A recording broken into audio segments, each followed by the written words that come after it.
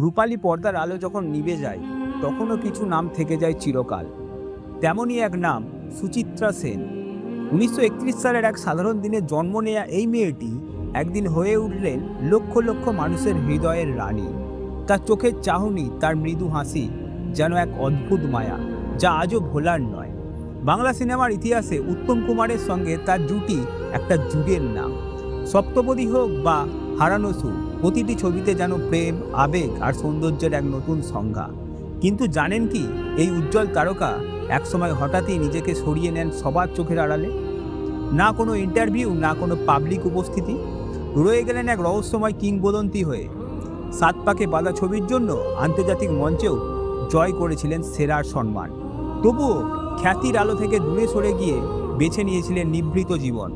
সুচিত্রা সেন তিনি শুধু একজন অভিনেত্রী নন, তিনি এক অনুভূতি। একটা সময়